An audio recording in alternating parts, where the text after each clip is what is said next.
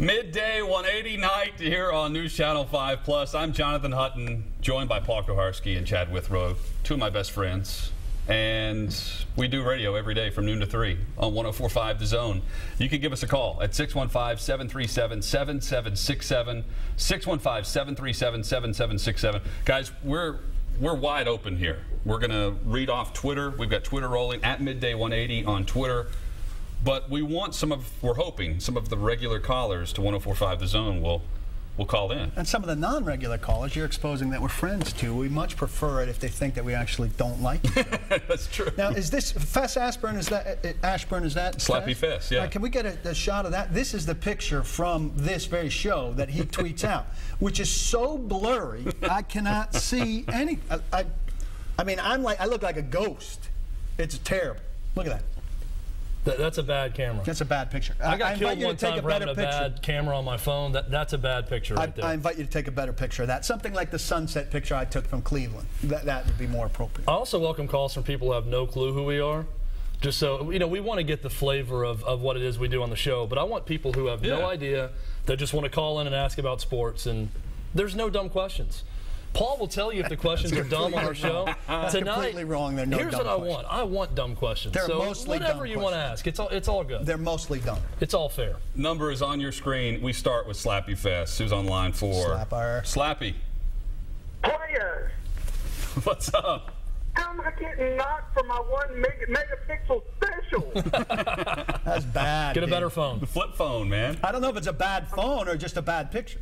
Well, it's a bad TV. It's a picture from the Solio, because to my kids that are watching from the kitchen right now, for Hannah and Emma Grace and Jonathan, I'm letting them not go to bed just a little bit late tonight, because we're celebrating Midday 180 on NC5. And hey, Rory, he came strong. I can't believe he got you with Tennessee High, though. But then again, in defense of Paul, isn't every high school just a little bit high on Friday night? Paul, he's got a point. This high school is so far east that it's. You're telling me it's almost in Virginia. Yes, there's a Tennessee High. There's a Bristol, Tennessee, and a Bristol, Virginia, and it's Tennessee High and Virginia High. And they're right across from each other. Right across the border. Say that's not Tennessee as far as I'm schools concerned. probably aren't even on public sewer either. Slappy, let us know what MTSU will do with Vandy. Oh, dude, they just dropped another 70 spot this weekend. I mean, come on, 12 days away, Candy fans. Call into the show. Tell me why you think you want to make that 30-mile drive down south. Floyd Stadium south. You go every Saturday to Floyd Stadium north, and you're waiting for Andy McCollum to come and coach your team. He's the only coach that can win up in there. Let me tell you, they don't want to make the 30-minute drive south. If they're at West End and their option is to go to Borough, they don't want to go. It's not just because of the bad football. Do we have a Vandy fan response out there? No. To Slappy Fest? Vandy fans don't call our show. Odds of a Vandy fan calling in and calling you a beaut. Oh. No, but Vandy fans know how to complain, so maybe they'll call in and complain about that. Actually, You're a real beaut. Jay, Yeah, I'm told. thank you. I'm told Jay is a Vandy fan. Jay. Hey, Channel 5 will never be the same, guys. No. It may not ever exist after tonight, to be completely We'll have honest. to blow up this area as soon as we're done. Hey, I'll be quick. First of all, I'm a big fan of y'all. Y'all made my day through the week. We appreciate that. Thank you. Anyway, Chad, I'm a Vandy fan, but I do agree with you. Believe it or not, and I do like you. So, How about that? Hold on. Can we get this guy's address and phone number after this? I need to send you something, because that's the first time I've heard that. Thank you very much, Jay. That's big I time. appreciate it. Anyway, I'm a Vandy fan, and I've been going all my life, and instead of doing the wave, we do the ripple. But anyway, The wave is cut off by the opposing fans that are in the stadium also. Toss a little pebble in there. right. But anyway, I know y'all been talking about the option right at Vanderbilt. What do you think about McCrary? Would he do good at that? And also, for Paul, do you think Dallas could go after Mettenberger? And I'll hang up and listen. Thanks. Let's start with Vandy, because, Chad, your idea of having Vanderbilt run the option offense, you've been all over this idea, not just recently. This is a couple years going now. Yeah. I'm looking at this camera right here. This is my. I'm appealing. Yeah. Well, it was there, and now it's here. That one. Now they should just throw it on that one now, just to mess with me. Here's my appeal. If I'm the Vanderbilt athletic chancellor, is that what it is? Vice chancellor of athletics? Yes. I schedule some 4 title. wins. Yeah, I schedule 4 wins in the non-conference.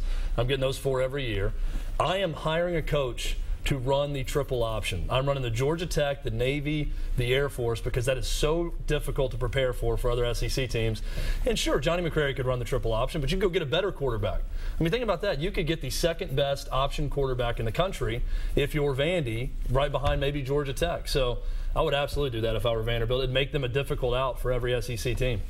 As for Mr. Mettenberger and the Cowboys, are we going to do this every time somebody gets hurt? I mean, I understand. They're doing it in Tampa, probably, and they're doing it here. Whedon is no good. But he's been in their system for some time, and Dallas isn't saying, you know what, we're going to bring in a we're going to spend something of value on a quarterback who's not won a game in the league, bring him into our system, which he doesn't know, and that's going to solve our problems. It doesn't think it. Plus, did you see Mariota get sacked 7 times on Sunday? They're 1 hit away from Zach Mettenberger playing for the Titans rather than the Cowboys. They're not looking to deal him. I understand there are more frequent trades in the NFL now, but people still very much desperately want it to be baseball, and it's not. Would the Cowboys be interested in Charlie Whitehurst, would be the next question. I doubt it. I knew the answer, unfortunately. Well, Dallas is going to have to do something because Romo's out for 8 weeks at least. Tebow time. At least. Well, who said that? The governor of Texas? No, you just run through all the crappy quarterbacks. No, seriously, though. The governor of Texas or the mayor of Dallas, it was one of the two that said it's Tebow time in Dallas. Yeah, Tebow time. That's the guy we want to be the guy who doesn't dress on Sundays and holds a clipboard. This would be like an exciting thing for some people. I don't understand. But if you could get something for Mettenberger, it'd be worth exploring. But I think you're right, Paul. I mean, who knows what they really feel about Brandon Whedon there? We're talking about, what, an 8 to 10 week period here, so you have to get something great for him, and nobody's giving up anything great. Can he go 4-4 in this stretch? That, to me, that's the question. Well, you know, their defense has played great so far. If their defense can play great, they have a chance. But the fact of the matter is, if their season's not over, it's a miracle. I mean, you lose your star wide receiver and your quarterback for a stretch of roughly 8 weeks, you should be done in the league. If they're not, it'll be a hell of a story. If they are, it should be what you expect out of a team that loses 2 guys of that caliber. You can hit us up on Twitter at Midday180, where my fiancée Claire, she writes in and says, all 3 of you appear to have a decent tan. Paul, nice. You'll appreciate that. Thank you. I thought that Chad, when I saw the one shot of Chad, I actually thought he looks pasty. I hope I don't look that pasty. I also do this very shifty thing with my eyes. Right. With my I'm not wearing any makeup up here. That's the problem. I need a little hair work also. How does my torso look? That's the real question here. It's either Claire, very long or tweet very us right short. now, and does my torso look abnormally long? I will say this. I've always wanted to do this. This is what I'm working with, a long torso. The camera we're looking at is there, but the screen that we could see is there. So I take a peek at that screen, and my head's tilted a little bit, and I go, oh, I got to tilt my head back. And then I tilt. Now I'm over there. And I go, oh, I can see my head's tilted, and I tilt my head a little further, but it's the wrong way because that's backwards. And so now they're playing games with me all over, but you don't want to see yourself out of the corner. And this guy claims that a monkey could do this job, and he says that he occasionally does Sports Center from time to time. None of this we're reading off a teleprompter. If you put this on the screen there, I could be half asleep. But see how much taller I look than you guys? The reality look, is, I can lift my chair up too. Look, woo! Well, now he's knocking. Yeah, Paul's going to knock the table over as he tries to get taller. During the next break, I'll dunk on everyone. But here's what's funny. I'm 6'3", 5 feet of that is upper body. So what you're really seeing here, there's like a 1.5 feet of lower body short legs. Of legs. It's very disturbing. That's one reason that he's very rarely on TV is that his body proportions. You'll never see me standing on television, only behind a desk. That's why I'm always puzzled. He's invited to play in these charity basketball games, and it can't be good for the children there to see that. Ricky says Paul needs a little extra powder on his head. You know what? I have to admit, and I came up with this idea after I'm coming back down. Yeah, pump yourself down. After the show. Down, after we knew we were coming here, but before we had fully established what we were doing, I said, I came up with the idea. What we need is show and tell because we can't do that on the radio. But of course, none of us were going home after that. I had the horn in the car and I had my makeup in the car. I was going to put some on the air to show you how it's done. But alas, I was running out of gas and I swapped cars with my wife. Hunter, are you wearing makeup right now? I'm not. No. Okay. Listen, you guys don't really need makeup, but my forehead just looks worse than Hutton's. Is what I'm learning. This area here, see the shine? See that right here. Not as much here or here. Not here, but right in here. Yeah. That's where the shine is. A nice glisten. Yeah. It's a good look. Listen, it keeps them on the move. Look, I move like this, and then the cat is looking at the TV screen and dancing around. You know what will make this all better? A call from Herschel. Herschel is on line 2. Sweet. That was a complete guess. Herschel. Yes, sir. What's up? How y'all doing? Thank Great. you for calling. This is a night Even maker. better now. Thank you. Yeah, I'm nervous now. I ain't never been on TV. Do I sound 10 pounds heavier? You do sound a little heavier, but we know that Wilmer's probably been cooking bunt cake. Does that mean Wilma would sound 50 pounds heavier if we put her on right now? Yes. I don't know if you can sound any heavier. I don't know it, but I was all excited. I tried to get her to tape it for me, but she couldn't find a blank tape, so just have to hear about it. If it's good or not from somebody else. Herschel normally calls in on Wednesdays for primary complaint, and it's always classic radio. Primary complaint every Wednesday at 2:20 on the Midday 180 and 104.5 The Zone. Herschel, what are you complaining about today? Well, hey, I ain't called in a while, and I've been in a little trouble, and I wasn't prepared to complain about nothing. But so apparently, in order to have a romantic walk in the park with a woman, both parties have to be aware.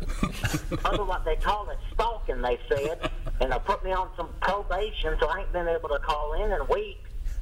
But I'm happy to do it tonight. Well, we certainly hope the young lady is okay and not feeling at all threatened with that voice. It can be kind of scary. Herschel, could you explain buck dancing to us, please? Yeah, how did you and begin to our buck audience dancing? tonight?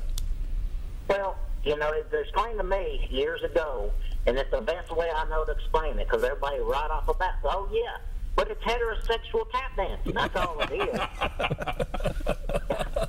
So I grew up in Guthrie, Kentucky, and I used to walk down the train station every morning, and I had real tender feet. My mama, I don't know if it's true, she said I was born a foreskin on the bottom of my feet. That hot pavement would get to me, and I started to protect my feet.